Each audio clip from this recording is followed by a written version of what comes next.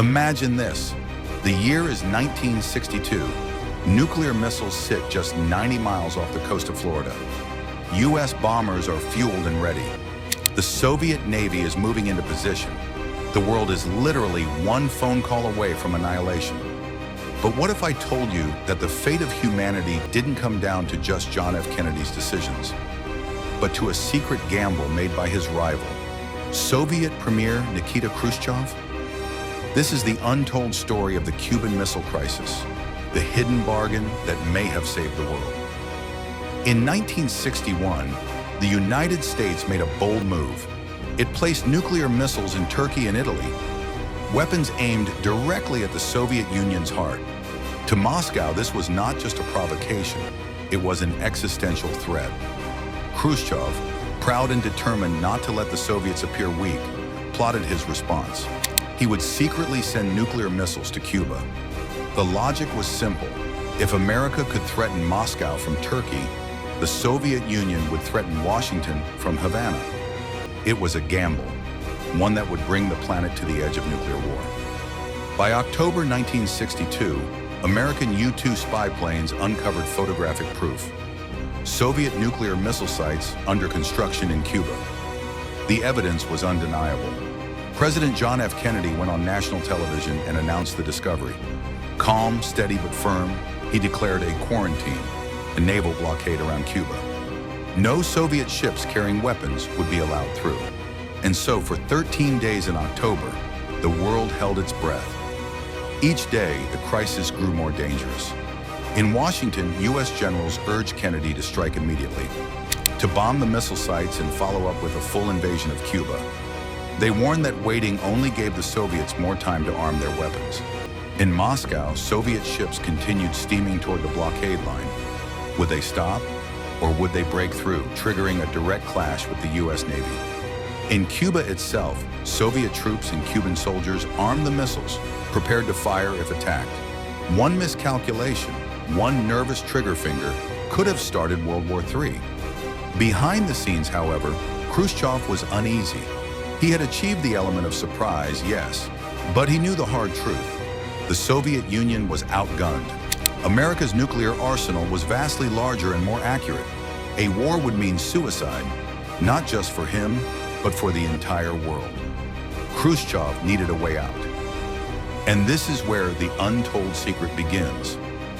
On October 26th, Khrushchev sent Kennedy a long, emotional letter. It wasn't the language of a dictator. It was the plea of a man who understood the stakes. He offered a deal. The Soviets would withdraw their missiles from Cuba if the United States promised never to invade the island. It sounded reasonable. But then, just one day later, another letter arrived from Moscow. This one was harsher, more demanding. It insisted that America must also remove its missiles from Turkey. 2 letters, 2 conflicting messages. Which one reflected the real Soviet position? Kennedy and his advisors debated furiously. Some urged him to reject both offers and strike Cuba. Others argued that seizing the first, softer letter was the best path to peace. But quietly, something else was happening. Something the public wouldn't learn about for decades. Robert Kennedy, the president's brother and closest advisor, met secretly with Soviet Ambassador Anatoly Dobrynin in Washington. In that back-channel conversation, Robert made a promise. Publicly, the United States could never agree to remove its missiles from Turkey. It would look like weakness. But privately, if Khrushchev pulled his missiles out of Cuba, the U.S. would in time dismantle its missiles in Turkey. The deal had to remain secret for Khrushchev. This was the lifeline he needed. He could claim victory at home, having won a promise to secure Cuba, while knowing that the deeper Soviet goal, removing American missiles from Turkey, would also be met. It was a gamble of trust, a secret bargain whispered behind closed doors. On October 28, 1962, Khrushchev made his decision. He announced that the Soviet Union would remove its missiles from Cuba. The world exhaled in relief. The nightmare of nuclear war had been avoided. But here's the untold truth. Khrushchev didn't back down simply because he was pressured. He withdrew because of that secret back-channel promise, the assurance that America's missiles in Turkey would quietly disappear. And sure enough, within months, the U.S. dismantled its Jupiter missiles in Turkey. No speeches, no headlines, just quiet action. The deal was kept. The aftermath reshaped the Cold War. A direct hotline was installed between Washington and Moscow. A red phone meant to prevent miscommunication in future crises. Kennedy's reputation soared at home and abroad. He was hailed as the cool, steady leader who faced down the Soviets. Khrushchev, however, faced criticism within the Kremlin. To many in Moscow, he appeared to have lost, retreating under American pressure. They didn't know about the secret concession, the trade that balanced the scales. But Khrushchev knew. He had risked his career, his country, and possibly the survival of humanity on a hidden gamble. And in the end, it worked. Historians still debate the legacy. Who really won? Was it Kennedy for holding firm in public? Or Khrushchev for securing in secret the very concession he sought? What we do know is this.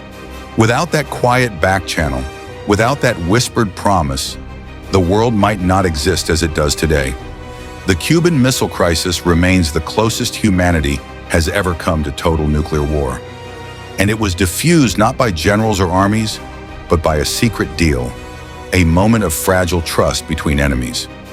So next time you hear about the Cuban Missile Crisis, remember, it wasn't just about missiles in Cuba or Kennedy's speeches on television.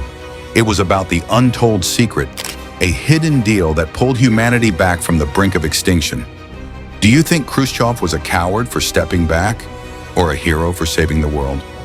Let me know your thoughts in the comments. I'll be reading and replying. And if you want more unbelievable history stories that reveal the secrets behind the headlines, make sure to hit like, subscribe, and join me for the next deep dive.